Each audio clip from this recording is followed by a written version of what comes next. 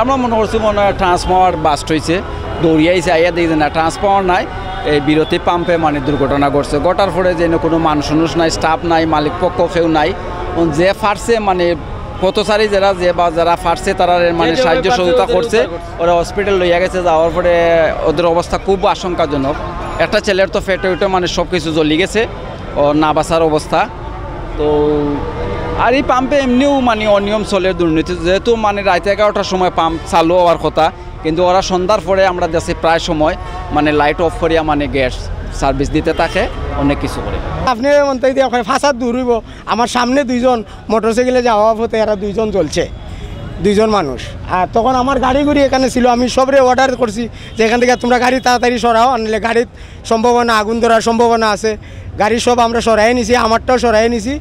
এরপরে আইসা এই পাম্পে কয়জন কি হয়েছে না হয়েছে আমি আর এটা আর বলতে পারবো না, দেখছিও না। আগুন এখন নিয়ন্ত্রণে আছে, তবে আগুনের সূত্রপাত আমরা এখনও জানতে পারিনি। তবে আমরা 7:10 সংবাদ পেয়ে আমরা ঘটনাস্থলে পৌঁছে আমরা শুনতে পারি যে এখানে 5 জন আহত হয় এবং তাদের কম্প্রেসার মেশিনে আগুন জ্বলতে ছিল আর কি, যেখান থেকে সাপ্লাই হয় আর কি গ্যাসটা। তো ওখানে আমরা এটা আইসা আমরা প্রথমত আমরা চেষ্টা করি পানিবিহীন অগ্নি নির্বাপন করার, কিন্তু পরবর্তী দেখলাম কন্ট্রোলে আসছে না, পরে আমরা পানি দিয়ে আগুনটা নির্বাপন করি। 5 জন অগ্নিদগ্ধ আমরা জানতে পারি, কিন্তু আমরা আইসা একজনকে পাইছি, একজনকে আমরা হসপিটালাইজড করি আমাদের গাড়ি দিয়ে। আর আমরা আসার পূর্বে পাবলিক 4 জনকে হসপিটালাইজড করে, 4 জন আহত হয়।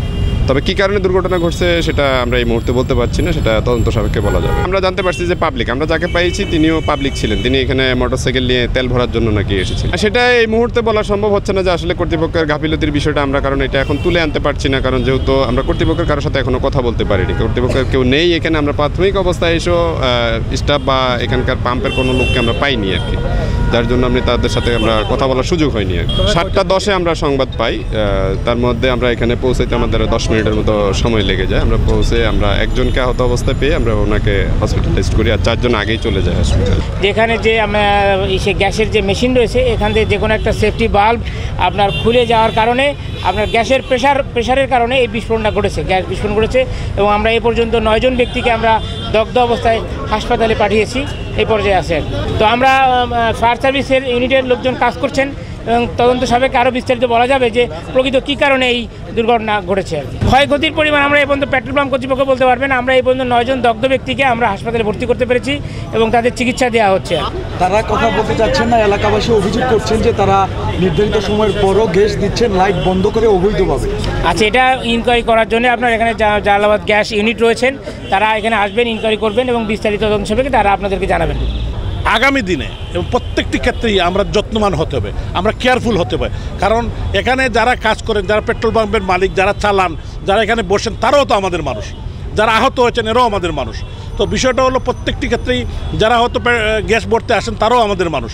এখন কেউ যাতে দুর্ঘটনা কবলিত না হন, এটাই আমাদের খেয়াল রাখতে হবে এবং আমরা ভবিষ্যতে আমরা কেয়ারফুল থাকতে হবে সবাইকে, এবং আমরা এটা যত্নবান হতে হবে যাতে এ ধরনের দুর্ঘটনা আমরা এড়াতে পারি।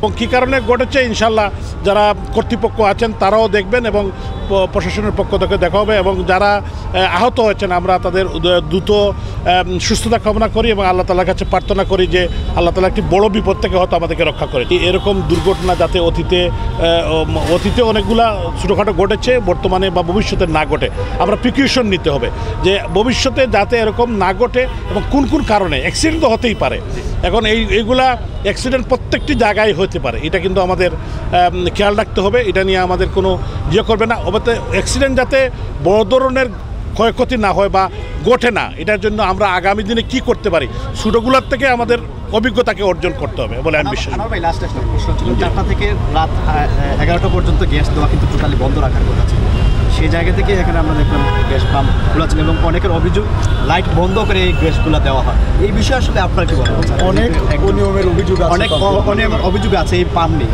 এলাকাবাসী। আসলে আমি আসলে আমার জানা নেই, আমি আপনাদের কাছে প্রথম শুনলাম। যদি এরকম হয় তবে কর্তৃপক্ষ যারা আছেন তারা অবশ্যই যথাযথ দেখবেন এই বিষয়টা, আন্তরিকতা এবং যত্ন সহকারে তারা দেখবেন বলে আমি বিশ্বাস করি।